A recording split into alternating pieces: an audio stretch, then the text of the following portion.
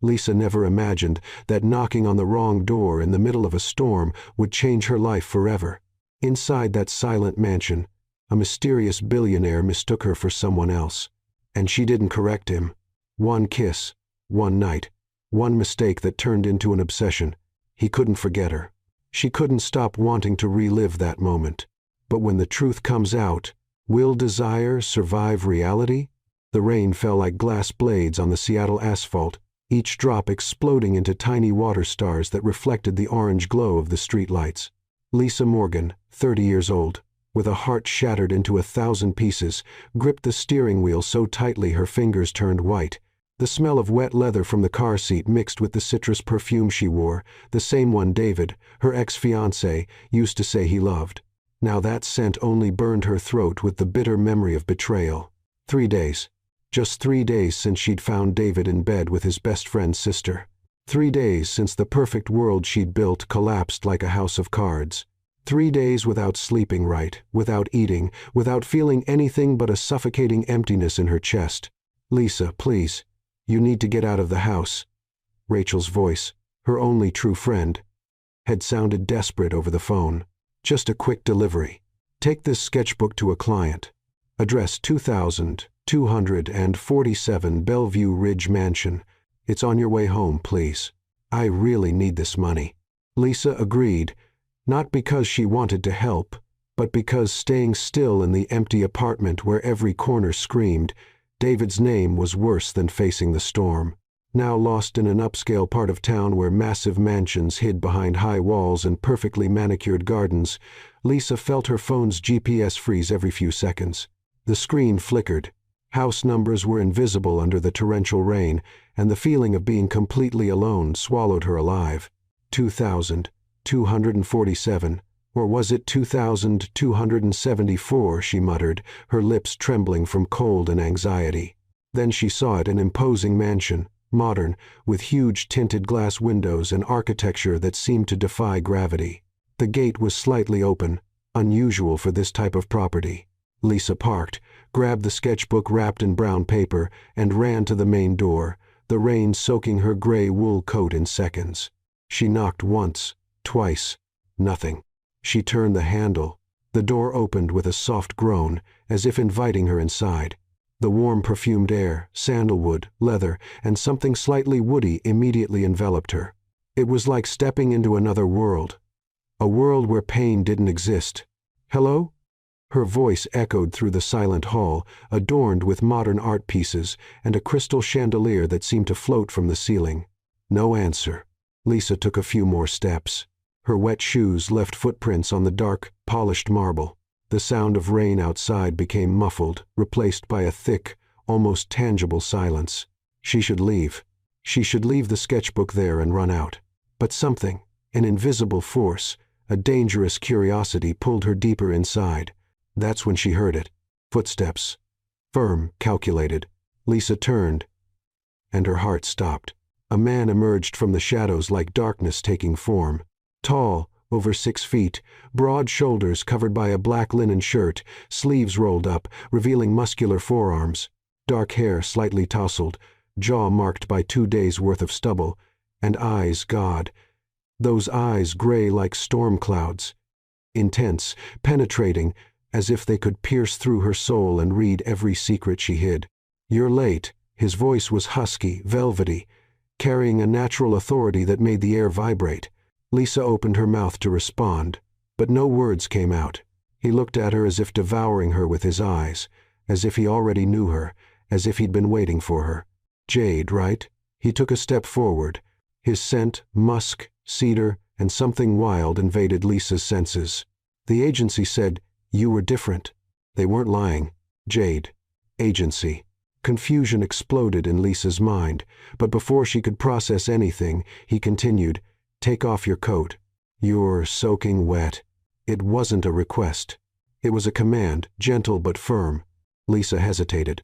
She should explain. She should say there was a mistake, that she wasn't Jade, that she was just delivering a sketchbook. But something happened, something she didn't expect.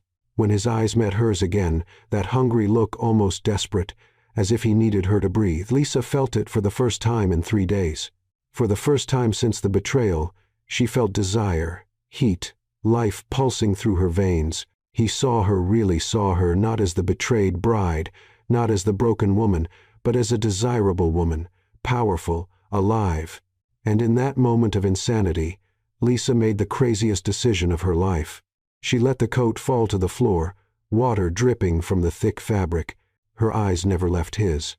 "Sorry I'm late," she murmured, her voice husky, almost unrecognizable. A dangerous smile, half amused, half predatory, curved his lips. "Come here." He extended his hand. Lisa looked at that hand, strong, secure, a bridge between who she was and who she could become. And then, defying all logic, all reason, she placed her hand in his. The electricity was instant, as if 1,000 sparks traveled across her skin. He squeezed her fingers firmly, not hurting, but asserting presence, and pulled her close. "You're trembling," he observed, his eyes examining every inch of her face. "Cold or fear?" "Both," Lisa admitted, her breath failing. "You don't need to be afraid of me." He raised his free hand and, with surprising gentleness, brushed a strand of wet hair from her face. His fingers grazed her cheek, leaving a trail of fire on her cold skin. "Here, you're safe." But Lisa knew it was a lie. She wasn't safe, not from this man, not from this desire consuming her, and definitely not from the truth she was hiding. He guided her down the hallway, his hand still holding hers. And Lisa realized she'd entered a dangerous game. A game where the rules were unknown and the price could be devastating. But for the first time in days, she didn't care. Because maybe, just maybe, this mistake was exactly what she needed to start feeling alive again. The silence inside the mansion was almost deafening. Each step Lisa took echoed through the dark, wood-paneled hallway, a rhythmic sound that mixed with the racing beats of her own heart. Luke's hand, she still didn't know his name, but the strength of those fingers intertwined with hers had already etched his presence into her memory, was warm, firm, an anchor amid the chaos of emotions consuming her. They stopped in a spacious room.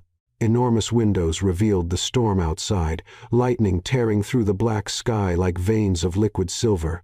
The flickering light illuminated minimalist furniture. A black leather sofa, a white marble coffee table, bookshelves filled with books that seemed never to have been touched. But what really dominated the space was the lit fireplace, whose flames danced and crackled, casting golden shadows across the walls. The smell of wood smoke mixed with his scent, intense, masculine, addictive. Lisa felt the heat from the fireplace caress her wet skin, but it was the heat of his gaze that truly burned her. Luke released her and walked to a bar built into the wall. His broad back moved with feline grace as he grabbed a bottle of whiskey and 2 crystal glasses. Lisa watched every movement, the way the muscles in his shoulders contracted under his shirt, the way he tilted his head slightly, as if thinking about something he wasn't saying. "Do you drink?" he asked without turning around, his deep voice reverberating through the space. "Yes." Lisa barely recognized her own voice, low, husky, loaded with a need she didn't know existed. He poured 2 generous servings and returned, extending a glass to her. Their fingers brushed in the exchange, and Lisa felt a shiver run down her spine. She brought the glass to her lips. The amber liquid burned her throat, but it was a welcome fire, something that made her feel real, present, alive. Luke drank without taking his eyes off her, and then slowly he placed his glass on the table. The sound of glass against marble was like a bell announcing what was to come. "You're not what I expected," he said, taking a step toward her. Lisa swallowed hard. "What did you expect?" He stopped just inches from her, so close she could feel the heat radiating from his body, the smell of whiskey on his breath, the electric tension pulsing between them. Someone more calculating, colder. His gray eyes examined her as if he could decipher her deepest secrets. "But you have fire, pain, something still burning inside." His words were like arrows hitting their mark. Lisa felt her armor fragile as it was begin to crack. "You don't know me," she whispered, her voice trembling.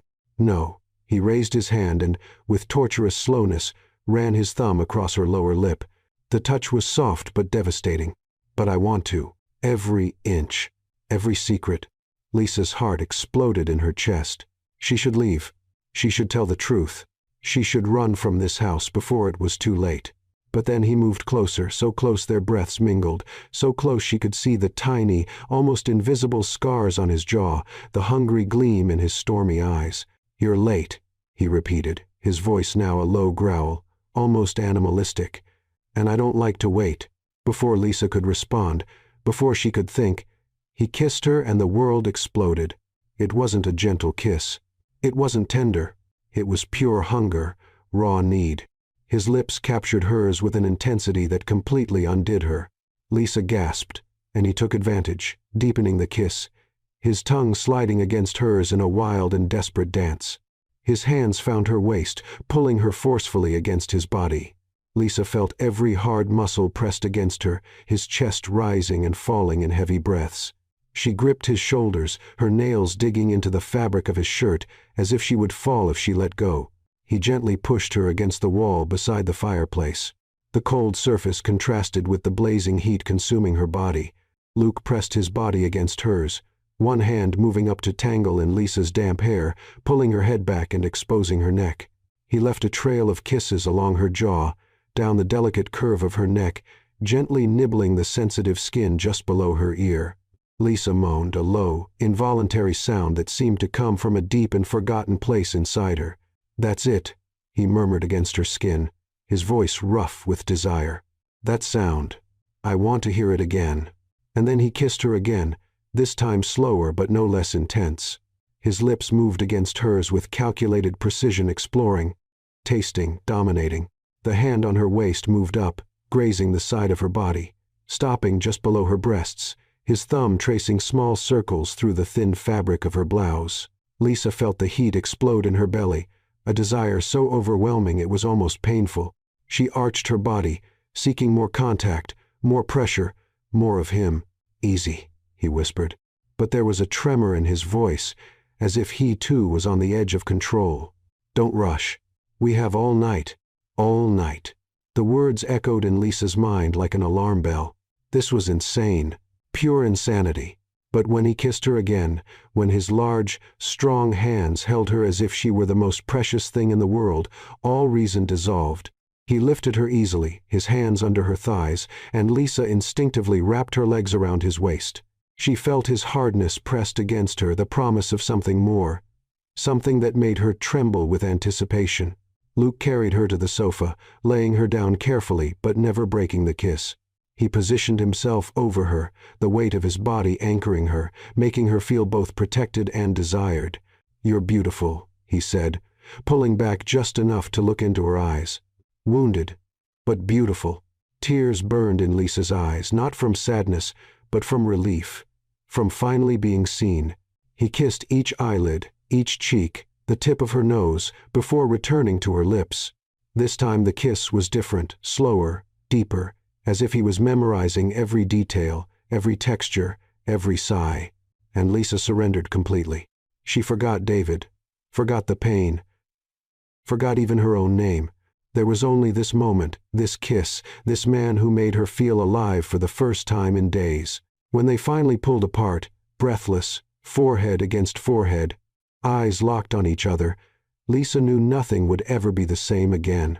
"Come with me," he whispered, his voice loaded with promise and danger. And Lisa, against all common sense, against all logic, nodded. Because in that moment, she didn't want to be the sensible woman. She wanted to be the woman who burned, the woman who defied, the woman who lived. And he, this mysterious stranger who kissed her as if she were the air he breathed, was exactly the fire she needed. Luke held Lisa's hand and guided her down the wide hallway, his firm steps echoing against the hardwood floor. The soft light from modern fixtures created elongated shadows on the white walls decorated with black and white photographs, deserted landscapes, stormy oceans, anonymous faces frozen in moments of solitude. Lisa noticed this house was beautiful but empty, as if it were just an elegant shell protecting something fragile inside. They climbed a spiral staircase, the steps covered by a dark gray carpet that muffled any sound. With each step, Lisa's heart beat faster, not from fear, though there was fear, yes, but from an electric anticipation that ran through every nerve in her body. She didn't know this man's name. She knew nothing about him, And yet she was climbing the stairs of his house, about to cross a line that couldn't be uncrossed. He stopped in front of a double door of dark oak, his hand still holding hers. He turned, his gray eyes studying her with an intensity that made her tremble. "Before we go in," he said, his voice low, controlled, but loaded with something dangerous, "I need you to understand something." Lisa swallowed hard. "What?" "In here, I'm in charge." There was no arrogance in his words, just certainty. "You do what I say, and you trust me. That's the only rule." The silence between them was thick, heavy as the storm still raging outside. Lisa should say no. She should run away. But something in those eyes, a vulnerability hidden beneath the surface of control, held her. "What if I don't trust you?" she challenged, her voice firmer than expected. A slow, almost sad smile curved his lips. "Then don't come in." He released her hand, took a step back, giving her choice, giving her power. And it was exactly because of this that Lisa stepped forward. "I trust you," she whispered. The change in his eyes was instant. The stormy gray darkened, transforming into something almost black. He opened the door. The bedroom was a sanctuary, walls in charcoal gray tones. A king-size bed with impeccable black sheets, floor-to-ceiling windows revealing the illuminated city in the distance, tiny points of light, defying the darkness of night. A dark leather armchair rested in one corner beside a bookshelf filled with books. Candles, dozens of them, were strategically positioned, unlit, waiting. Luke closed the door behind them with a soft click that sounded final, definitive. Lisa felt the air change, become denser, more charged. He lit the candles with a silver lighter, one by one, until the golden flickering light transformed the room into something between reality and dream. The smell of vanilla and sandalwood filled the air. "Come here," he ordered softly, pointing to the space between him and the wall. Lisa obeyed, her legs trembling slightly. He positioned himself behind her, so close she could feel the heat from his body, his breath grazing her neck. "Close your eyes," he murmured. She closed them. The world darkened, and all other senses intensified the sound of his breathing, the smell of his masculine scent mixed with the candle smoke, the sensation of his fingers large, calloused, incredibly gentle, moving her hair to the side, exposing her neck. "When you're here," he whispered, his lips almost touching her ear, "the world out there doesn't exist. Your worries, your pain, your past, none of it matters. There's only you and me, and what we feel right now." His words were like a spell, disarming every defense Lisa had built. She felt tears sting her eyes, but they didn't fall. Not yet. Luke slid his hands down her arms slowly, memorizing every curve until he reached her wrists. He held them firmly, not hurting, but asserting presence. "Raise your arms," he ordered. Lisa obeyed. He lifted her arms above her head, gently pressing them against the cold wall. The contrast between the coldness of the surface and the heat of his body behind her was thrilling. Then she felt it, something soft, leather, she realized, wrapping around her wrists. "A belt?" He tied it carefully, testing the pressure. "Too tight?" he asked, his voice husky. "No," she replied, her breathing quickening. There was no pain, just symbolic restraint, just the sensation of surrendering control, of finally not needing to be strong. Luke pressed his body against her back. Lisa felt every inch of him, the hard chest, the heavy breathing, the unmistakable hardness pressed against her lower back. He was as affected as she was. "You're different," he whispered, his lips grazing the curve of her neck, not quite touching, just the hot breath. "So different." His large hand slid down her waist, moving slowly up her ribs, stopping just below her breasts. Lisa arched her body involuntarily, seeking more contact. "Patience," he murmured, and she could hear the smile in his voice. "Not yet." He kissed her neck, soft, almost reverent. His tongue traced a hot line from the base to just below her ear, and Lisa couldn't contain the low moan that escaped. "That's it," he said, his voice vibrating against her skin. "Don't hide from me. I want to hear everything you feel." His hands continued, exploring, always slow, always controlled. He unbuttoned the first button of her blouse, then the second. The fabric opened, revealing pale skin, breasts covered only by a black lace bra. "Perfect," he whispered. And he didn't seem to be talking just about her body. He seemed to be talking about everything, the vulnerability, the surrender, the moment. Luke turned Lisa to face him, her eyes finally opening. He held her face with both hands, his thumbs caressing her cheeks. "Who hurt you?" he asked, and there was something wild in his voice now. "Who took the light from your eyes?" Lisa trembled. How did he know? How did he see through her so easily? "It doesn't matter," she whispered. "He's not here." "No, he's not." Luke brought his face closer, his forehead touching hers. "But I am. And while you're here, I won't let anything hurt you, not even your own memories." And then he kissed her different from the previous kisses. This one was slow, deep, healing, as if he was sealing a promise that neither of them fully understood. When they pulled apart, he untied her wrists carefully, gently massaging where the leather had touched. Lisa looked at him, really looked, and saw not just the powerful, controlled man. She saw someone who also carried scars, someone who also searched for something he couldn't name. "Stay with me tonight," he asked. And for the first time, it wasn't an order. It was a request vulnerable. Human. Lisa nodded, unable to speak. And as he guided her to the bed, as the candles crackled and the storm outside began to calm, Lisa realized she had entered this house as a broken woman. But maybe, just maybe, she could leave it whole or at least begin to pick up the pieces. Morning arrived with a cruel brightness.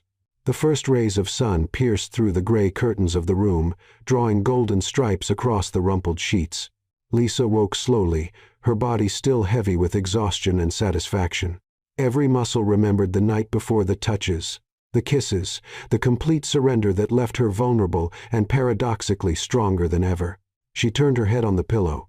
Luke slept beside her, his face relaxed in a way that made him seem younger, almost innocent.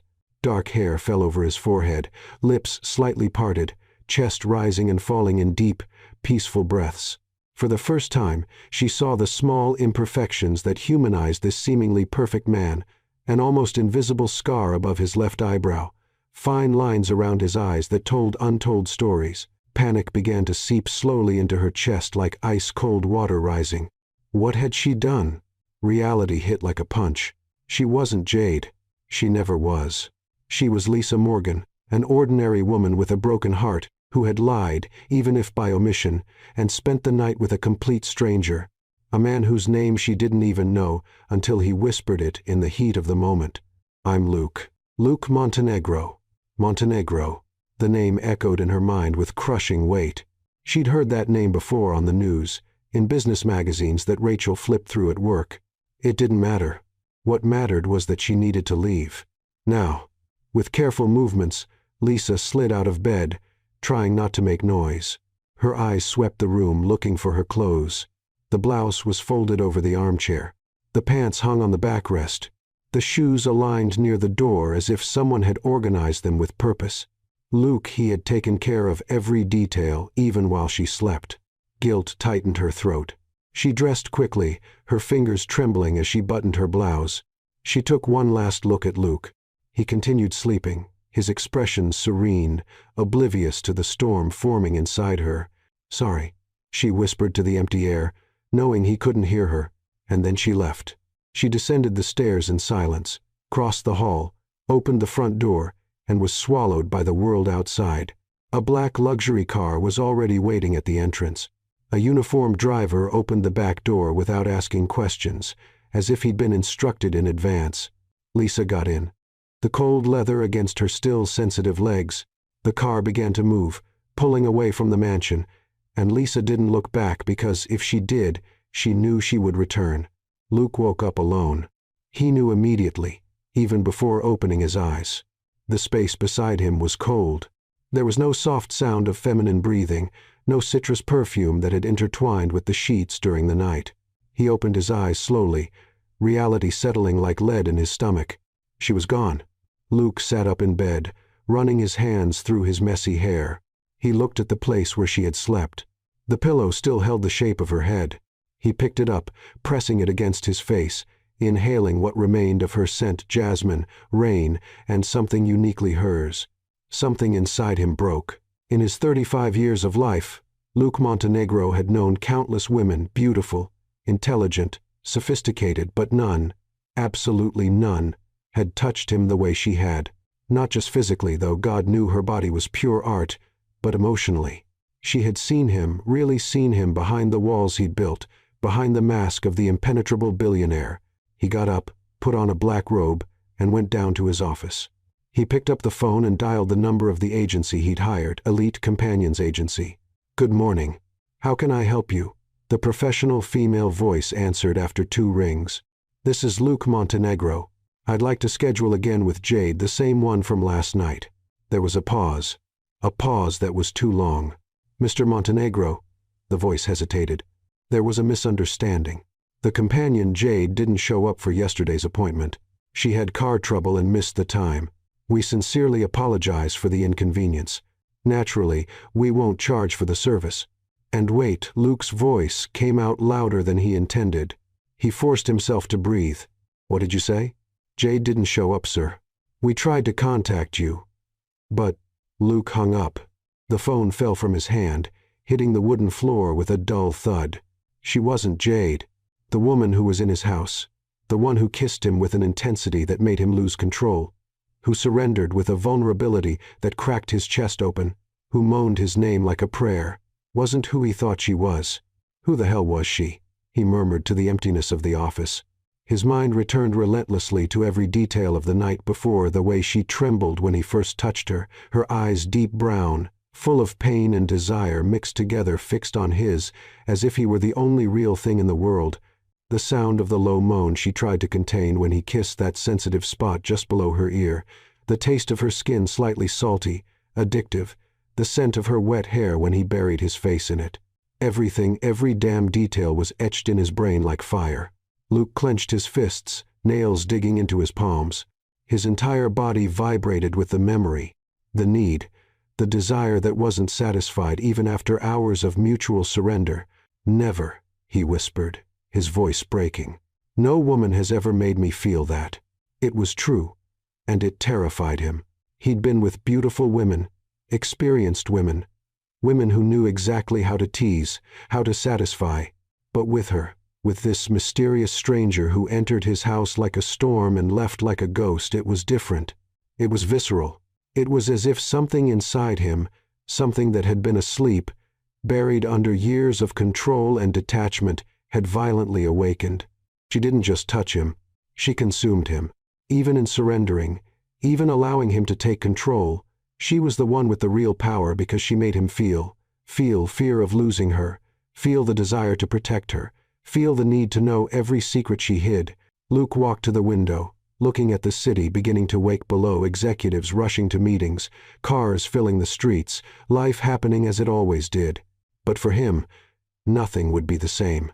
"I will find you," he vowed quietly, his jaw tense. "I don't know who you are. I don't know why you came into my life this way, but I swear I will find you." Because that night hadn't been just sex. It hadn't been just a fleeting physical connection. It had been the first time in years that Luke Montenegro felt alive, and he wasn't willing to let that slip away. Not without a fight. 3 weeks, 21 endless days since that night. Luke Montenegro had become an obsessed man.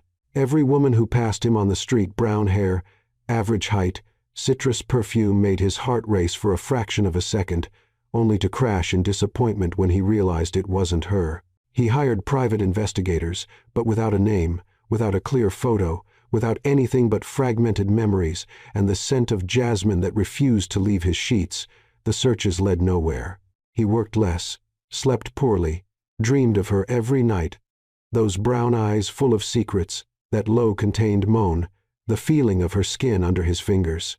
He'd wake up sweating, his body tense with desire, searching for someone who wasn't there. It was madness. He knew it, but he couldn't stop until fate, or the universe, or whatever controlled these things, decided to give him a second chance. The annual Montenegro Foundation charity event was tedious as always, businessmen in dark suits exchanging cards, women in designer dresses feigning interest in conversations about investments and philanthropy. Luke circulated through the luxurious hotel ballroom, shaking hands, smiling politely while his mind was miles away, trapped in a night of storm and surrender. And then he saw her. The world stopped. Lisa was beside a white marble column, talking with a red-haired woman, her friend Rachel, though Luke didn't know that yet. She wore a navy blue dress that hugged her curves in an elegant but understated way, the fabric falling to her knees, revealing toned legs in classic black heels. Her hair was pulled back in a low bun, some loose strands framing her face. Pearl earrings caught the golden light from the chandeliers. She was beautiful, real, and completely unaware. Luke's heart exploded in his chest like silent thunder. His hands trembled, something that never happened. He'd faced multi-million-dollar negotiations without blinking. He'd given speeches to hundreds of people without feeling nervous. But seeing her there so close yet still so distant completely threw him off balance. He began walking toward her, each step measured, controlled, though inside he was pure chaos. Lisa was laughing at something Rachel said when she felt it, that unmistakable sensation of being watched. She turned her head and froze. Luke Montenegro was a few feet away, his gray eyes fixed on her with an intensity that cut through her like a sharp blade.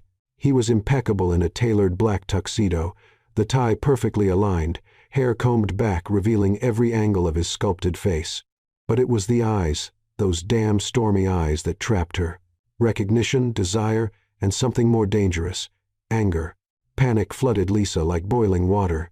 She took a step back, nearly tripping over her own heels. "Lisa, are you okay?"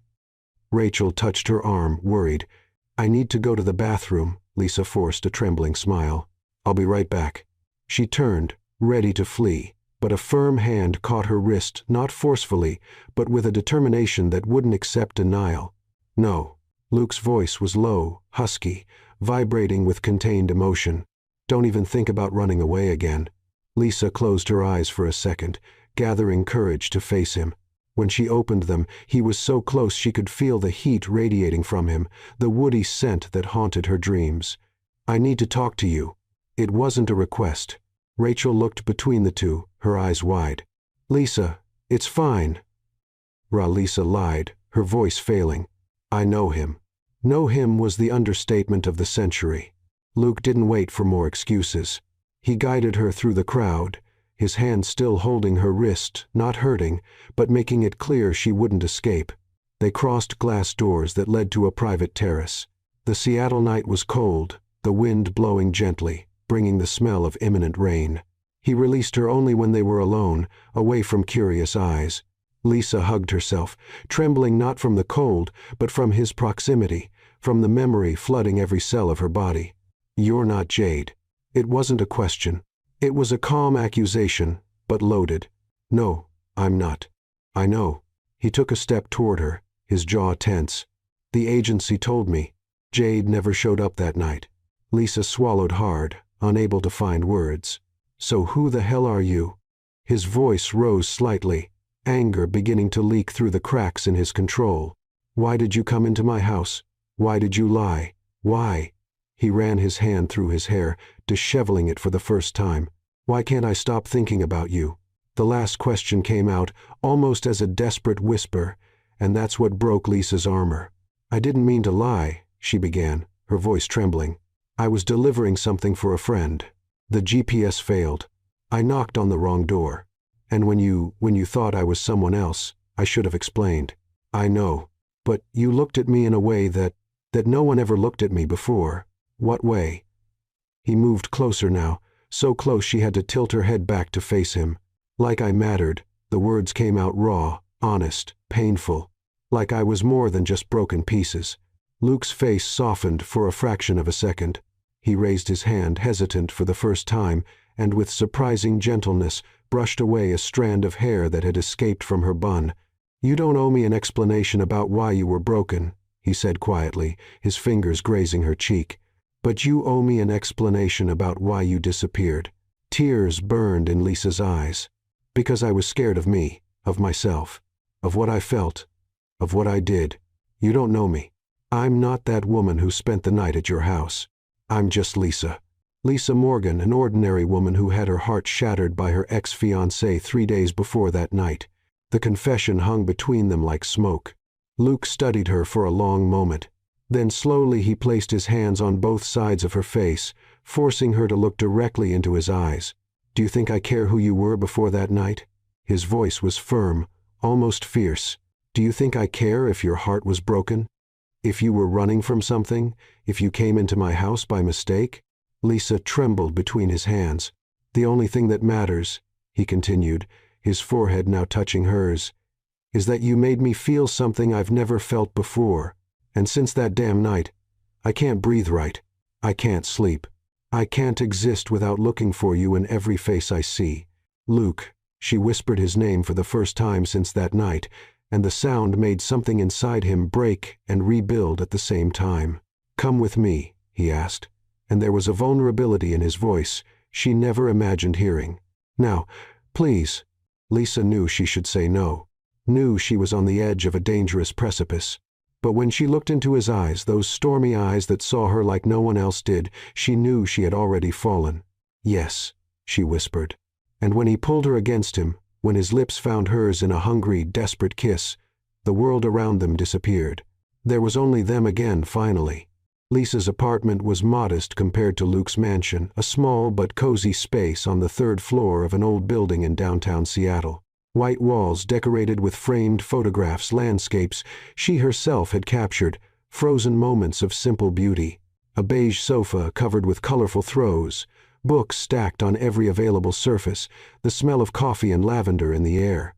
It was the complete opposite of his world, and for some reason, it made Luke feel more at home than his own mansion ever had. Lisa locked the door behind them, her fingers trembling slightly as she turned the key. The reality of what was happening crashed over her like a weight. He was here in her space, surrounded by her things, her memories, her real life, not the fantasy version she'd created that stormy night. Do you want coffee? Water? She offered, her voice hesitant, avoiding looking directly at him. Lisa. The name came out soft but loaded with meaning. She finally turned, meeting those gray eyes that seemed to see through every layer of protection she tried to build. Luke stood in the middle of the small living room, hands in his tuxedo pockets, shoulders tense. He seemed too big for this space, like a caged lion. But there was something in his expression, a poorly disguised vulnerability that made him human. I don't want coffee, he said simply. I want answers. Lisa hugged herself, a defensive gesture. What do you want to know? Everything. He took a step toward her. Start from the beginning. Why were you at my house that night? And then slowly the words began to flow. Lisa told him about David, the fiancé she thought she knew, the man who promised to love her forever, only to destroy her with a betrayal that still burned like hot coals. She told him about the pain consuming her, the feeling of drowning in a sea of inadequacy and rejection. I thought there was something wrong with me, she admitted, her voice breaking, that I wasn't pretty enough, interesting enough, good enough. Luke clenched his fists, his jaw locking. The idea of someone making this extraordinary woman feel inadequate enraged him in a primal way. Lisa continued telling him about Rachel's call, the delivery that should have been simple, the storm, the GPS failing, the open door. And then you were there, she whispered, her eyes finally meeting his. And you looked at me like I was the most desirable thing you'd ever seen. Not broken, Lisa. Not the rejected bride, just me. Because you are, Luke interrupted, his voice fierce. You are the most desirable thing I've ever seen. Tears streamed down Lisa's cheeks. That kiss was the first thing I really felt after the betrayal. It was insane. It was wrong, but I needed to feel alive. And you, God, you made me feel so alive. Luke closed the distance between them in 2 long strides. His large hands found her face, his thumbs wiping away the tears that kept falling. You have no idea what you did to me, Lisa. His voice was low, intense, vibrating with emotion. That night when I woke up and you weren't there, it was like someone had ripped something vital from inside me. She sobbed, her hands gripping his wrists like an anchor. I spent 3 weeks looking for you, he confessed, his forehead pressing against hers. 3 weeks, wondering if I'd dreamed it all, if you were real. And then I saw you today at that event, and it was like I could breathe again for the first time since you left. Luke, his name from her lips sounded like a prayer. I don't care that you came into my house by mistake, he continued, the words coming in an urgent flow. I don't care that you lied, or that you were heartbroken, or that it started the wrong way. The only thing that matters is that you're here now, real, in front of me. Lisa looked at him, really looked. She saw beyond the powerful billionaire, beyond the man who commanded boardrooms and built empires. She saw someone who was also scared, someone who was also falling. "I can't stop thinking about you," she admitted, her voice trembling. "Every night I wake up looking for you. Every morning I hate myself for running away." "Then don't run again." His gray eyes pierced hers, full of an intensity that left her breathless. "Stay, at least for tonight. Let me really know you. No lies, no masks." Lisa hesitated for only a second. Then she nodded, unable to deny what her body and heart were screaming. Luke smiled a small but genuine smile and slid his hands through her hair, undoing the bun with delicate movements until the brown strands fell over her shoulders. He ran his fingers through the locks, memorizing the silky texture. "You're beautiful," he murmured, as if seeing her for the first time. "I'm not," she began, but he silenced her words by placing a finger over her lips. "Don't argue with me about this." There was a playful tone in his voice, but also seriousness. "I spent 3 weeks obsessed with every detail of you. Trust me. You're beautiful." And then he kissed her. But this kiss was different from all the previous ones. There was no urgency, no desperation. It was slow, deliberate, as if he was savoring every second, every touch, every shared breath. His lips moved against hers with a tenderness that made her tremble. It wasn't just desire, though. There was enough desire to set the small apartment on fire. It was connection. It was recognition. It was two wounded souls finding solace in each other. Lisa's hands moved up his shoulders, feeling the tension of muscles under the expensive fabric of the tuxedo. She pulled at the knot of his tie, loosening it slowly, and Luke groaned softly against her lips, a sound that made her smile in the middle of the kiss. He pulled her closer, his hands sliding down the curve of her back, her waist, her hips, as if he needed to memorize her through touch. Lisa arched her body against him and felt the immediate reaction, the unmistakable hardness pressed against her belly. "Lisa," he whispered, pulling back just enough to look into her eyes. "If you want me to stop, say it now, because soon I won't be able to." She held his face between her hands, her thumbs tracing the lines of his jaw. "Don't stop," she whispered back. "Never stop." And then there were no more words, just hands exploring, kisses burning paths across exposed skin, clothes falling to the floor like autumn leaves, quickened breaths and contained moans. Luke lifted her easily, and Lisa wrapped her legs around his waist as he carried her to the small but welcoming bedroom. Moonlight streamed through the window, bathing everything in silver. He laid her on the bed with a reverence that made her feel precious. And when their bodies finally joined skin against skin, heart against heart, it wasn't just physical. It was healing. It was rebirth. It was two broken people finding strength in each other. And as they moved together, as they whispered names and promises and confessions in the dark, Lisa realized she hadn't walked into the wrong house that stormy night. She had found exactly where she was supposed to be. The silvery moonlight drew soft shadows across Lisa's skin, transforming her body into a living work of art. Luke watched her, lying on the bed, brown hair spread across the white pillow like a dark halo, half-closed eyes shining with desire and vulnerability. She was real, finally, completely real, not a fantasy haunting him in lonely early mornings, but flesh and bone, sighs and racing heartbeats.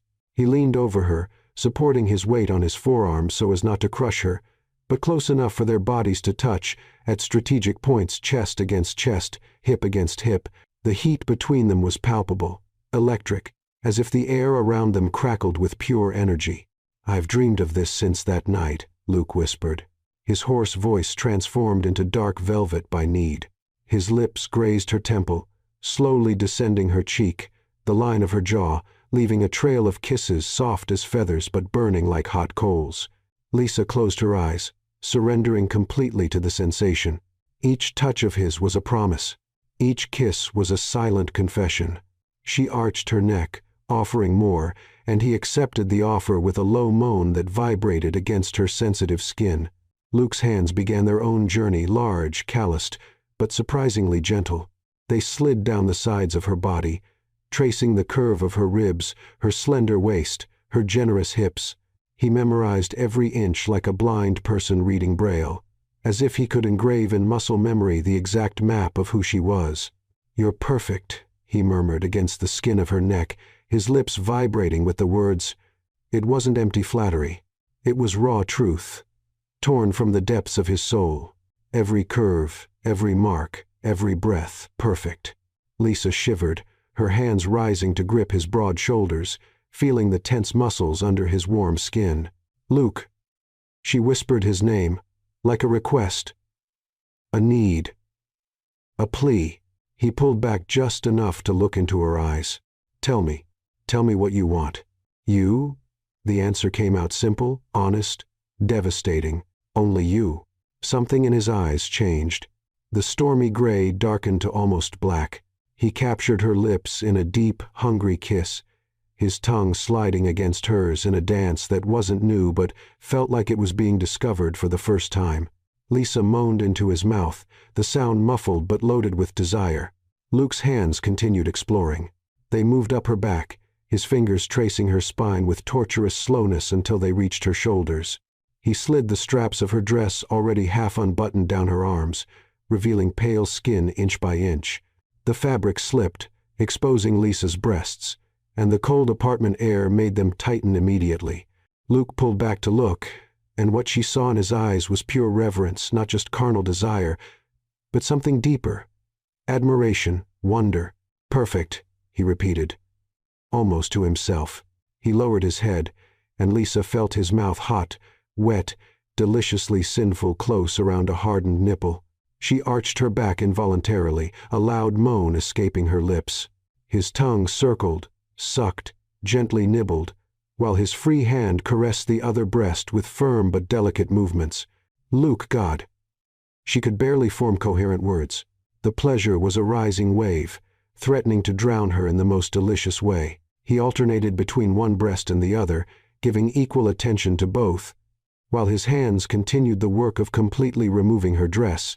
The fabric slid down her legs, falling to the floor with a whisper of silk. She was only in panties, now a simple piece of black lace that somehow seemed more erotic than any expensive lingerie. Luke kissed the valley between her breasts, descending down her stomach, his tongue tracing small circles around her navel. Lisa trembled, her hands threading through his hair, pulling gently, and he groaned against her skin, a primal sound that made her feel powerful. "You provoke me," he said, his voice rough, almost desperate. "Every breath of yours, every moan, every time you say my name provokes me beyond endurance." He reached the elastic of her panties, his fingers playing with the lace, teasing but not yet removing. Lisa lifted her hips in a silent invitation, and he smiled against her skin, a wolfish smile, dangerous, full of promises. "Patience," he murmured, echoing the words he'd said that first night. "I want to savor every second." And then finally, he removed the last barrier of fabric. Lisa was completely exposed, now vulnerable under his gaze, but strangely she didn't feel embarrassed. The way he looked at her as if she were the most precious thing in the world made any insecurity dissolve. Luke slid his hands down her thighs, his fingers massaging the tense muscles, moving up slowly, torturously slow until he reached the center of all the heat and desire. When he finally touched her there, Lisa cried out his name, her body arching off the bed as if levitating. "So wet," he whispered, amazed. "All this for me?" "Yes," she managed to gasp. "Always, always for you." He explored with skillful fingers, finding every sensitive spot as if he had a detailed map of her pleasure. Lisa writhed, her hands clutching the sheets, then his shoulders, then anything she could hold on to as pleasure rose like a relentless tide. "Luke, I can't." She tried to warn him, but it was too late. The orgasm hit her like lightning, coursing through every nerve, making her entire body tremble. She screamed a primal, uninhibited sound as waves of pleasure consumed her. He held her through it all, whispering soft words in her ear, gentle kisses on her forehead, until she finally descended from the crest. "Perfect," he said again, and this time there was a wet emotion in his voice that made Lisa's heart squeeze. She pulled his face close, kissing him with a depth that went beyond the physical. "I need you," she whispered against his lips. "Now, please." Luke pulled back only long enough to remove his own clothes, the shirt falling to the floor, the pants following soon after. And then he was over her again, naked, gloriously masculine, every defined muscle tensed with contained need. He positioned himself between her legs, his eyes fixed on hers. "If you want me to stop, say it now." Lisa held his face between her hands, her eyes shining with unshed tears and undeclared love. "Don't stop. Never stop."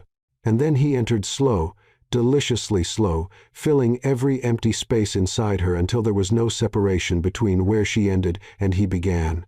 Lisa gasped, her nails digging into his back, and Luke groaned a guttural, broken, perfect sound. They moved together in a rhythm as old as time but unique to them. It wasn't just sex. It was communication. It was connection. It was two souls meeting in the middle of chaos and deciding to stay. "Lisa." He whispered her name like a prayer, his forehead pressed against hers, eyes closed in ecstasy. "You're mine." "Mine," she agreed, her voice broken by quickened breathing. "And you're mine." The rhythm increased. Their bodies danced together, sweat mingling, breaths synchronizing. Her hands traveled across his back, feeling every contracted muscle, every tremor. His hands gripped her hips, pulling her closer, deeper, more complete. And when climax hit them together simultaneously like an explosion of light and heat, they cried out each other's names, staring fixedly into each other's eyes, seeing naked and raw souls. Afterward, lying among rumpled sheets and ragged breathing, Luke pulled Lisa into his arms, enveloping her completely. He kissed the palm of her hand, then her fingers one by one as if every part of her deserved worship. "You belong to me, Lisa," he whispered in the soft darkness of the room. "And I'm yours completely." And as she fell asleep in his arms, finally at peace, finally whole, Lisa knew she had been broken once. But now, she was being rebuilt. Piece by piece, kiss by kiss for him. With him, through him. Sunlight invaded Lisa's bedroom through the window, lacking thick curtains, drawing golden patterns across the rumpled white sheets. Luke woke first, as he always did, a habit from years of running companies and making decisions before the rest of the world woke up. But this time, for the first time in years, he had no desire to get out of bed. Lisa slept nestled against his chest, her soft breathing tickling his skin, brown hair spread across his shoulder like dark silk. One of her hands rested over his heart, and Luke covered that hand with his, intertwining their fingers. Perfect. Everything felt absurdly perfect.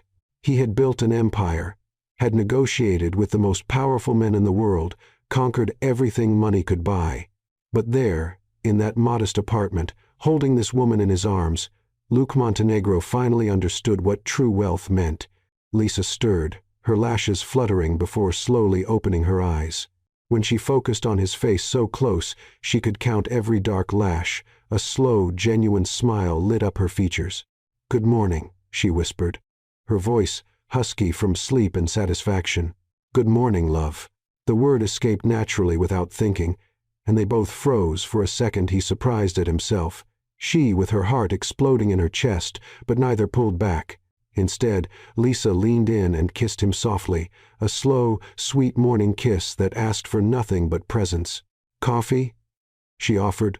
"When they separated, only if you let me make it." Lisa laughed a light, musical sound that Luke immediately decided he wanted to hear every day for the rest of his life. "You know how to cook? I might surprise you." He winked, getting out of bed with the grace of someone completely comfortable in his own skin, completely naked in the daylight.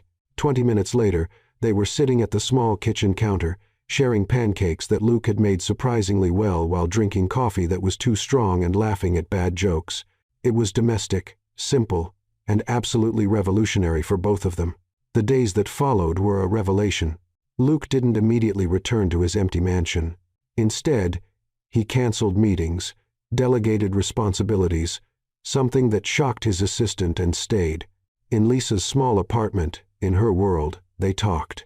God, how they talked about everything and nothing. Luke told her about his lonely childhood as an only child of parents more interested in building fortunes than families, about how he learned early on that control was the only way to avoid pain, about the walls he built so high that even he couldn't scale them. "Until you," he confessed one night, lying on the beige sofa while rain drummed softly on the window. "You just broke through as if those walls had never existed." Lisa traced invisible patterns on his chest with her finger. Maybe because I had walls too, and I recognized yours. She told him about her dreams of being a professional photographer, dreams that David had ridiculed as cute hobbies, about how she lost parts of herself trying to fit into the version he wanted, about the pain of betrayal that still burned but was beginning to heal. He didn't deserve you, Luke said with fierce intensity, holding her face between his hands. Not for a second. Luke took her to discreet dinners at hidden restaurants where no one recognized them, intimate places with flickering candles and soft music where they could lose themselves in each other without the weight of curious stares. He learned that she hated oysters but loved sushi, that she laughed loudly when she was truly happy, that she bit her lower lip when she was nervous. She discovered that he had a secret collection of old vinyls, that he played piano not perfectly, but with passion, that he had a scar on his left shoulder from surgery after a car accident at 17, that he loved black coffee, but pretended to like tea at formal meetings to seem more sophisticated. They laughed. God, how they laughed at silly and profound things, at inside jokes only they understood, at the absurdity of how they met in a mistake that was actually fate correcting its course.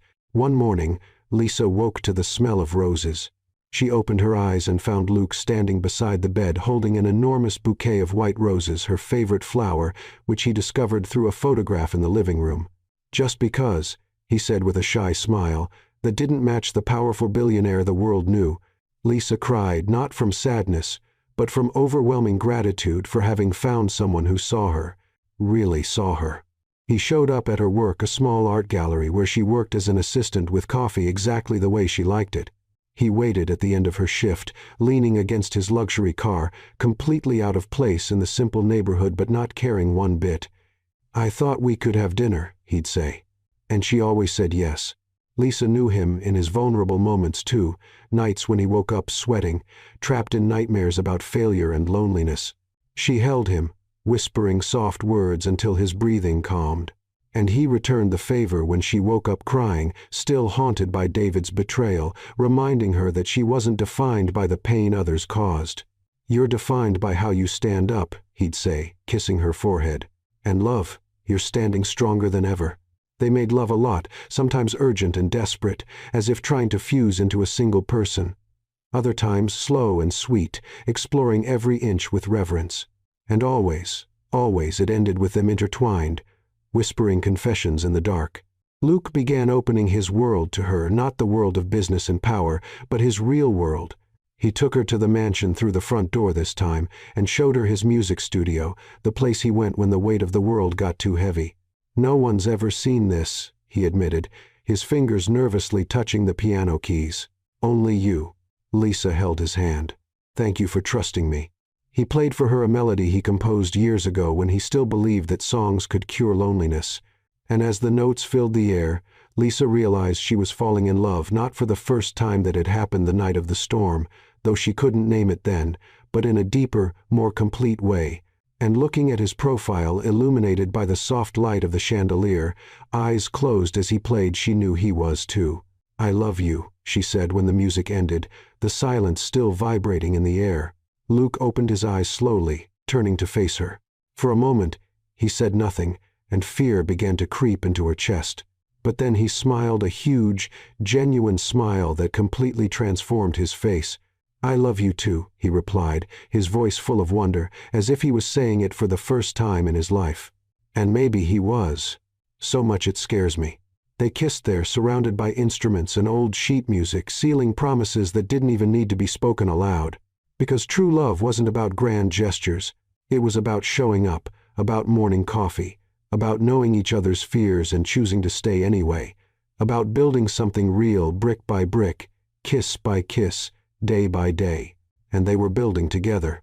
3 months had passed since that night at the charity event, 3 months of discoveries, laughter, shared tears, and love growing like a plant that had finally found fertile soil. Lisa and Luke were inseparable, not in the suffocating way that had trapped her with David, but in the light and natural way of two people who simply worked better together.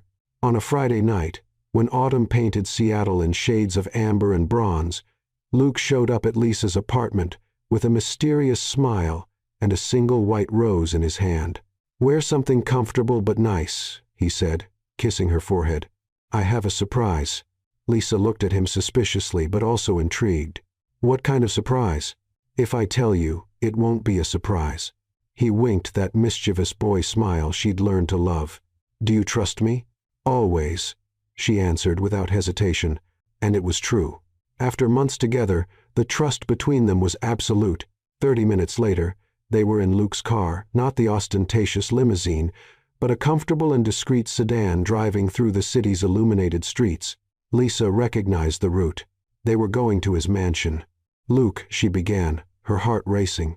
I know what you're thinking, he gently interrupted, holding her hand over the gear shift. But it's not what you imagine. Or maybe it is, but different. Better. I promise.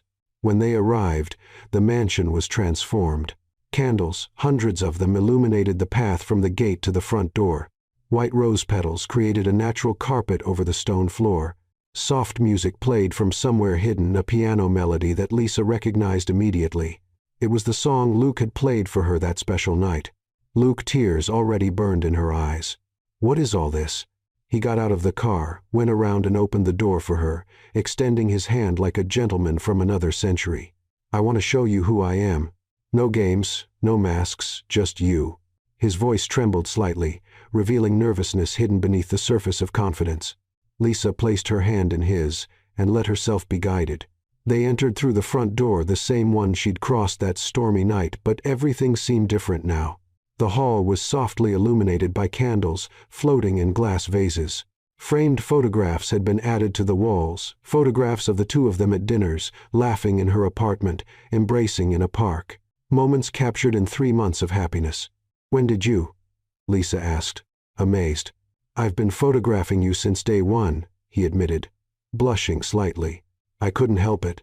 I wanted to capture every moment, to never forget what this is like, what it's like to be truly happy. Lisa's heart exploded. She pulled his face down and kissed him, a slow, deep kiss full of gratitude and love. Luke guided her up the stairs, the same ones they'd climbed months ago. But when they reached the bedroom, Lisa gasped. The space had been completely transformed. The curtains were open, revealing the spectacular view of the illuminated city. Candles in every corner created a golden, flickering glow. Rose petals covered the enormous bed, and on the nightstand, a framed photograph of her sleeping in that same room, that first morning sunlight, creating a halo in her hair. I took that photo before you woke up that morning, Luke confessed, his voice thick with emotion. I thought I'd never see you again, so I kept it as a memory of the only moment I felt complete. Lisa couldn't contain her tears. They flowed freely as she turned to face him. You make me feel so loved. Because you are. He held her face between his hands, his thumbs wiping away the tears. You're everything. Lisa, my light, my anchor, my home. They kissed there in the middle of the room, transformed into a sanctuary, hands exploring with familiarity but also reverence. Because this time was different. There were no lies, no masks, nothing between them but pure and true love. Luke unbuttoned her dress slowly, a simple blue dress he'd bought especially for this night. The fabric slid down her shoulders, falling in a whisper to the floor. Lisa was in white lace lingerie, delicate as petals, and Luke stepped back just to look. You're a work of art, he whispered, amazed. And I'm the luckiest man in the universe. She smiled through tears, helping him remove his own clothes, the shirt, the pants, until he was as vulnerable as she was. They lay together on the bed covered with petals, the candles casting dancing shadows on their intertwined bodies. I love you, Luke said, his gray eyes fixed on her brown ones with an intensity that stole her breath. More than I thought it was possible to love anyone. I love you, Lisa replied, her voice breaking with emotion. You saved me. You showed me that I can be loved, really loved. They made love that night in a way that transcended the physical. It was slower, deeper. Each touch was a promise. Each kiss was a confession. Each sigh was a prayer. Luke explored every inch of her as if it were the first time, but with the intimate knowledge of someone who had already memorized every curve, every sensitive spot, every sound she made when pleasure consumed her. And Lisa reciprocated with equal devotion, touching him, kissing him, loving him with everything she had. When their bodies finally joined, it wasn't just physical. It was soul against soul, heart against heart, two broken pieces that had found a way to fit together perfectly. "You're my light in the darkness," Luke whispered against her skin, his lips tracing a path down her neck, across her shoulders, back to her lips. "Before you, I just existed. Now I live." Lisa held his face, forcing him to look into her eyes as they moved together in an ancient and perfect rhythm. "And you're my healing. You showed me it's worth the risk, worth trusting, worth loving." They reached climax together, not with wild screams like the first time, but with low, broken moans, eyes fixed on each other, seeing beyond the surface, seeing the naked soul. And in that moment of complete union, they both knew this was forever.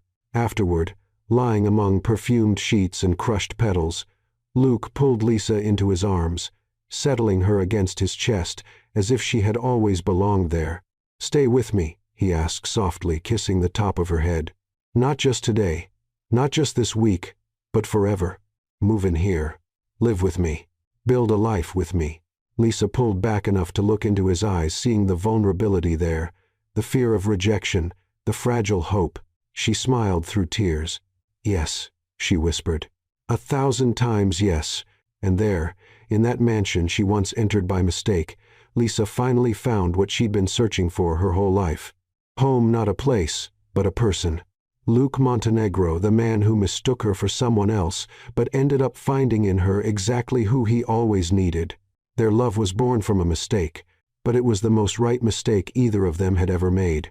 6 months had passed since Lisa accepted Luke's proposal, 6 months of mornings waking up in each other's arms, of dinners where they laughed until their stomachs hurt, of nights when they made love as if it were always the first and last time. The mansion, which before seemed cold and empty, was now alive, filled with Lisa's photographs on the walls, her plants in the windows, her books scattered throughout the library, her laughter echoing through the hallways. Luke had transformed one of the bedrooms into a photography studio for her, a surprise gift that made her cry with gratitude. And Lisa, in turn, filled his life with small gestures of love notes hidden in his briefcases, breakfast in bed on weekends, music playing on his piano when he came home tired from work. They were happy deeply, completely, almost frighteningly happy. And then on a spring morning, when Seattle's cherry blossoms bloomed in delicate pink tones, Luke woke Lisa with soft kisses on her neck. "Wake up, my love," he whispered against her skin. "I have a question." Lisa slowly opened her eyes, smiling when she met those gray eyes she loved so much. What kind of question at 6 in the morning? He pulled away, sitting up in bed, and for the first time in months, Lisa saw genuine nervousness on his face. He picked up something from the nightstand, a small navy blue velvet box. Lisa's heart stopped. "Lisa Morgan," Luke began, his voice trembling slightly. "You came into my life in the most unexpected way possible. A mistake, an accident, the wrong address on a stormy night. But it was the most right mistake the universe ever made." Tears were already streaming down her cheeks. "You taught me what it means to truly love, what it means to be vulnerable, what it means to have a home that's not made of walls but of embraces. You made me want to be better not out of obligation, but because you inspire me every day." He opened the box, revealing a delicate ring, white gold, with a solitaire diamond surrounded by small stones that sparkled like captured stars. "Marry me, Lisa. Let me spend the rest of my life loving you, honoring you, making you feel as loved as you make me feel. Say yes, please." Lisa couldn't even speak. She just nodded frantically, laughing and crying at the same time, while Luke slid the ring onto her finger with hands trembling with emotion. "Yes," she finally managed to say, pulling him into a kiss, wet with tears and salty with happiness. "Yes, always, yes." They got married 3 months later, in an intimate ceremony at sunset in the mansion's garden, the same garden where Lisa had parked that stormy night almost a year ago. Only 20 people were present, close friends, Rachel as maid of honor, Luke's assistant as best man. Lisa wore a simple white lace dress, her hair loose in natural waves, a crown of white flowers. Luke was impeccable in a dark gray tuxedo. But what really made him stand out was his smile. Huge, genuine, radiant. When the officiant asked them to exchange vows, Luke held Lisa's hands, his eyes shining with unshed tears. "Lisa, I spent most of my life building walls, protecting my heart from anything that could hurt it. And then you literally came through my door and destroyed all those walls without even trying. You taught me that love isn't control. It's surrender. It's trust. It's choosing every day to stand beside someone even when it's hard. I promise to love you on the easy days and the impossible ones. I promise to see you, really see you every day. I promise to be the man you deserve because you, my love, deserve everything. There wasn't a dry eye among those present. Lisa took a deep breath, her voice trembling but firm. Luke, when I walked into your house that night, I was broken. I thought I'd never be able to trust again, never be able to love again. But you showed me that I didn't need to be perfect to be loved, that my scars didn't define me, that I could be strong and vulnerable at the same time. You're my light, my anchor, my home. And I promise to love you with everything I am. I promise to stand by your side always. I promise to remind you every day how incredible you are because you saved me, Luke. And now I want to spend the rest of my life saving you too. When the officiant finally said, "You may kiss the bride," Luke pulled Lisa against him and kissed her as if they were the only two people in the universe. The guests applauded, but they didn't even hear it. They were lost in each other. The honeymoon was in Santorini white houses, against the impossible blue of the Aegean Sea, sunsets that painted the sky orange and purple, starry nights where they made love under the moonlight. But when they returned to Seattle, to the mansion that was now officially their home, real life began. And it was even better than any honeymoon. Luke still desired her every day.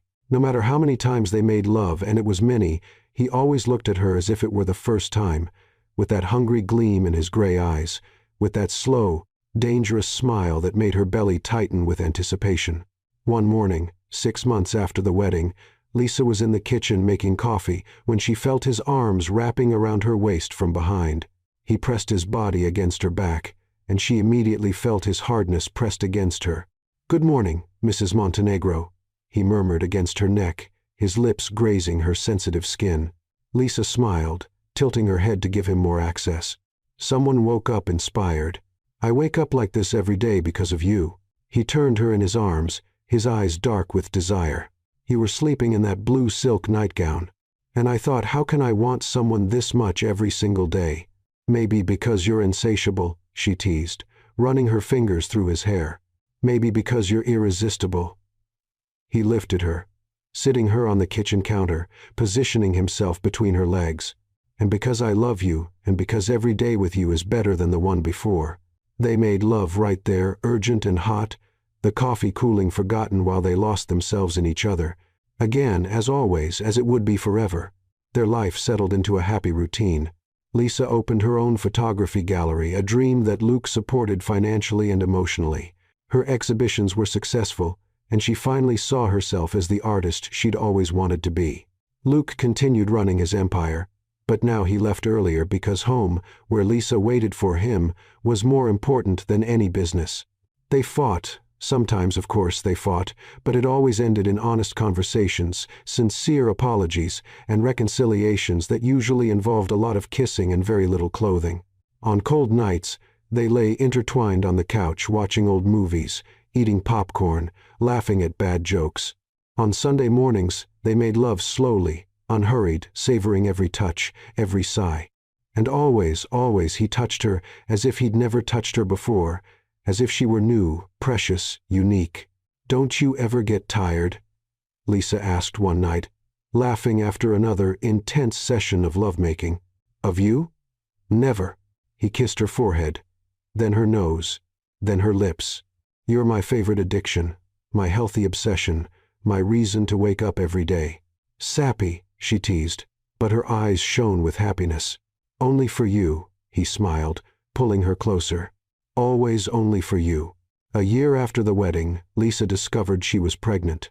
Luke cried, really cried when she told him, and he spent the following 9 months treating her like precious porcelain, which both irritated and charmed her. When their daughter was born, a girl with brown eyes like her mother and dark hair like her father, Luke held her in his arms with such tenderness that Lisa fell in love with him all over again. "She's perfect," he whispered, amazed. "Like her mother." And there in that hospital room, looking at the man she loved, holding the fruit of their love, Lisa realized she had walked into the wrong house that stormy night. But she had found exactly where she was supposed to be. She had found love. She had found healing. She had found home. And all because one day under torrential rain, she knocked on the wrong door and found the right man. The desire between them never diminished. The affection never faded. The passion never cooled, because true love wasn't about perfection. It was about choosing every day to love the same person. It was about building brick by brick a life worth living. And they built it together forever. Sometimes, life's most beautiful mistakes happen when we least expect them. Lisa walked into the wrong house, but found the right love. Luke was waiting for someone, but received who he truly needed. They were two broken souls who found each other in chaos, and chose day after day to rebuild themselves together. Because true love isn't perfect. It's real. It's a choice. It's looking at someone and saying, "You, with all your scars, are everything I need." And maybe the real magic isn't in finding the right person, but in turning mistakes into victories, storms into new beginnings, and loneliness into a home. Lisa and Luke proved that sometimes fate needs a little push or a wrong address to put the right people on the same path.